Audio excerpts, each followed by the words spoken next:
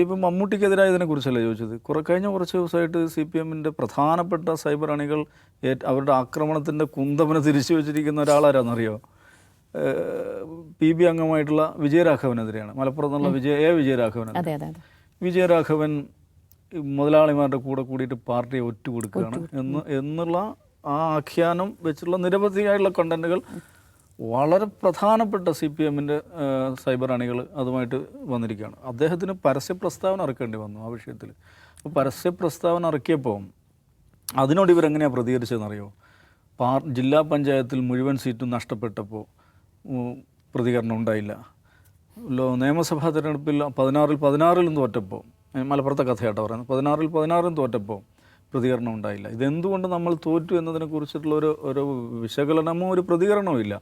പക്ഷേ നേതാവിനെ കുറിച്ച് പറഞ്ഞപ്പോഴേക്ക് ഉടൻ പ്രതികരണവുമായിട്ട് എന്തൊരു സജീവതയാണ് നമ്മുടെ പാർട്ടിക്ക് എന്ന് ചോദിച്ചുകൊണ്ടാണ് അവർ ഇദ്ദേഹത്തിൻ്റെ മറുപടിക്കെതിരായിട്ട് രംഗത്ത് വന്നുള്ളത്. അപ്പോൾ ഒരു ഭാഗത്ത് വലിയ വിജയരാഘവനെതിരായിട്ടുള്ള ആക്രമണം നടക്കുന്നുണ്ട്, പിണറായി വിജയനെതിരായിട്ടുള്ള വലിയ വിമർശനം വരുന്നുണ്ട്, ഗോവിന്ദൻ മാഷ്ക്കെതിരെ അതിഭീകരമായ രീതിയിൽ ആക്രമണം അണികളുടെ ഭാഗത്ത് നിന്ന് തന്നെ വരുന്നുണ്ട്. അണികളുടെ എന്ന് പറയുമ്പോൾ പ്രധാനപ്പെട്ട ആളുകൾ തന്നെ കേട്ടോ പറയുന്നത്.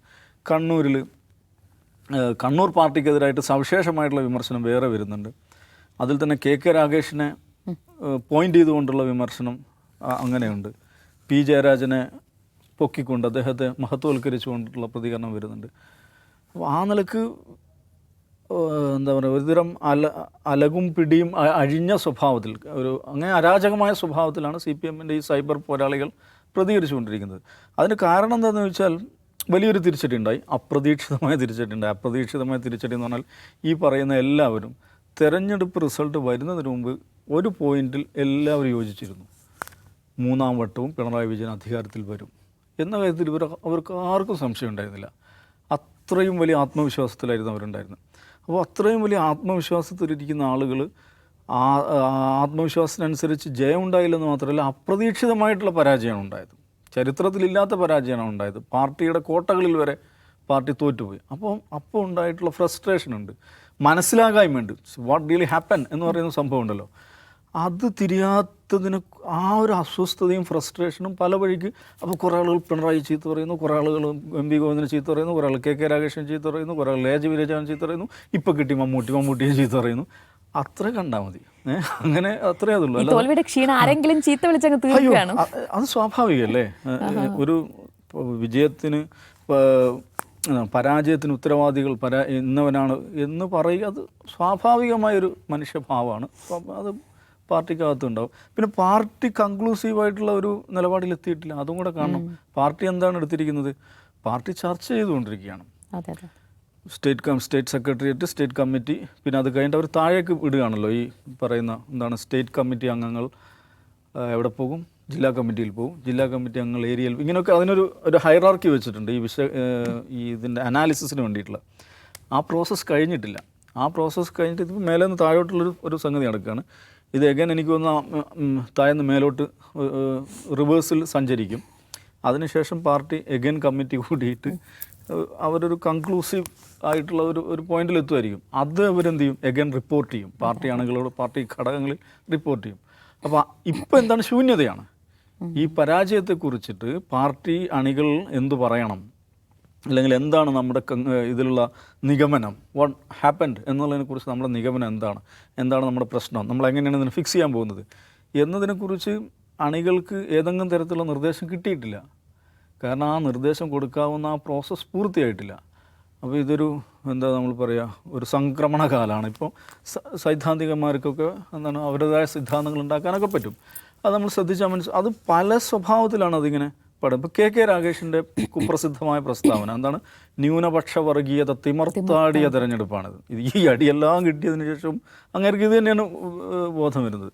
അപ്പോൾ CPM-ൻ്റെ സാധാരണ അണികൾ മാത്രമല്ല, സൈബർ സ്പേസിൽ CPM-ന് വേണ്ടിയിട്ട് സിദ്ധാന്തങ്ങൾ, ഘനഗംഭീരമായ സിദ്ധാന്തങ്ങൾ കൊണ്ടുവരുന്ന അവരുടെ ഏറ്റവും പ്രധാനപ്പെട്ട സൈബർ സൈദ്ധാന്തികർ അവർ രാഗേഷിനെതിരെ പോസ്റ്റ് ചെയ്തു. രാഗേഷ് പറഞ്ഞ ശരിയായില്ലെന്ന്. പക്ഷെ നമ്മൾ കാണുക വിചിത്രമായൊരു കാര്യം, രാഗേഷിന് സംരക്ഷണ കവചം ഒരുക്കിക്കൊണ്ട് രാഗേഷിനെ പിന്തുണച്ചുകൊണ്ട് രംഗത്ത് വന്നത് ആരാണെന്നറിയോ? SDP-യുടെ പ്രൊഫൈലുകളാണ്. അത്ഭുതകരമായുള്ള കാര്യമാണ്. എന്നുവെച്ചാൽ സാധാ സൈബർ വെട്ടുകളിൽ മാത്രം അവരുടെ ലീഡേഴ്സ് മുതൽ താഴെ പിണറായി വിജയൻ പിണറായി വിജയൻ സപ്പോർട്ട് ചെയ്തു. ഞാൻ സൈബർ സ്പേസിലാണ് പറയുന്നത്. ഇപ്പോൾ പാർട്ടിക്കകത്ത് രാകേഷിന് പിണറായി വിജയൻ സപ്പോർട്ട് ചെയ്തു. പക്ഷേ നമുക്കൊരു സൈബർ സ്പേസിൽ വ്യാപകമായിട്ട് അദ്ദേഹത്തെ എതിർക്കുകയാണ് CPM-ൻ്റെ സൈബർ സൈദ്ധാന്തികർ ചെയ്തത്. പക്ഷേ ഇപ്പുറത്ത് പുതിയ സഖ്യകക്ഷികൾ പിണറായി ഈ പറയുന്ന രാകേഷിനെ സപ്പോർട്ട് ചെയ്തുകൊണ്ട് രംഗത്ത് വന്നു. അപ്പോൾ ഇങ്ങനെ വിചിത്രമായ പല കാര്യങ്ങൾ നടക്കുന്നുണ്ട്. അപ്പോൾ ഇതിലൊരു പ്രശ്നം എന്താണെന്ന് വെച്ചിട്ടുണ്ടെങ്കിൽ CPM-ൻ്റെ LDF-ൻ്റെ ഈ പരാജയത്തിൻ്റെ പല ഘടകങ്ങളിൽ ഒരു ഘടകം ഇവരുടെ സൈബർ അണികളുടെ പെരുമാറ്റം കൂടെയാണ്.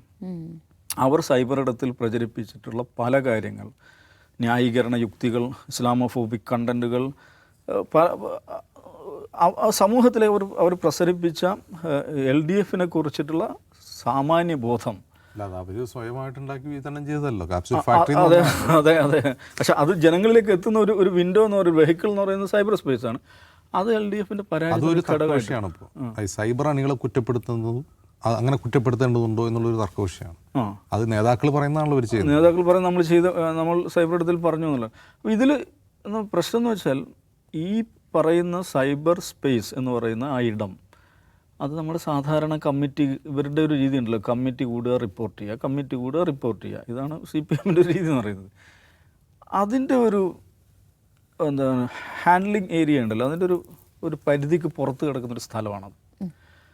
അപ്പോൾ എങ്ങനെയാണ് അതിനെ ഡീൽ ചെയ്യുക? ആ ഒരു ഏരിയ അത് മാനേജ് ചെയ്യുക എന്ന് പറയുന്നത് പാടാണെന്ന് പറഞ്ഞാൽ പഴയ കമ്മിറ്റി രാഷ്ട്രീയം മതിയാവില്ല അത്. അപ്പോൾ അതുകൊണ്ട് ആ ഏരിയയിൽ കുറച്ചും കൂടെ ഒന്ന് ശ്രദ്ധിക്കുകയും ഇൻവെസ്റ്റ് ചെയ്യുകയും ചെയ്യേണ്ടി വരും. അത് എന്താണ് ഹാൻഡിൽ വിത്ത് കെയർ എന്ന് പറയുന്നൊരു സംഗതിയാണ്. ഒരു പാർട്ടിക്കും സമ്പൂർണ്ണമായി അവരുടെ സൈബർ സ്പേസ് ഒരു തികഞ്ഞ അച്ചടക്കത്തോടു കൂടി മാനേജ് ചെയ്യാനൊന്നും പറ്റില്ല. കാരണം വാളെടുത്തവൻ വിളിച്ചപ്പാട്, ഒരു പ്രൊഫൈലുള്ളവൻ അവൻ പടച്ചവനാകുന്ന ഒരു ഏരിയയാണത്. അപ്പോൾ പക്ഷേ അതേസമയം ഒരു കോമൺ ഓറിയൻറ്റേഷൻ കൊടുക്കുക എന്നുള്ളതാണ് പാർട്ടിക്ക് ചെയ്യാൻ പറ്റുക. CPM-നെ പോലത്തെ ഒരു പാർട്ടിക്ക് എളുപ്പത്തിൽ ചെയ്യാൻ പറ്റും. പക്ഷെ ഇപ്പോഴത്തെ ഒരു പ്രശ്നം എന്ന് വെച്ചാൽ ആ ഒരു ഓറിയൻറ്റേഷൻ കൊടുക്കാവുന്ന കണ്ടൻറ് ആയി കഴിഞ്ഞിട്ടില്ലല്ലോ. അവരത് ചർച്ച ചെയ്തുകൊണ്ടിരിക്കില്ല. അപ്പം എല്ലാവരും എടുത്ത് കിട്ടുന്ന വാളെടുത്ത് കിട്ടുന്നവന് നേരെ വീശുന്നു. അതിലിപ്പം മമ്മൂട്ടിയാണ് പെട്ടിരിക്കുന്നതേ ഉള്ളൂ.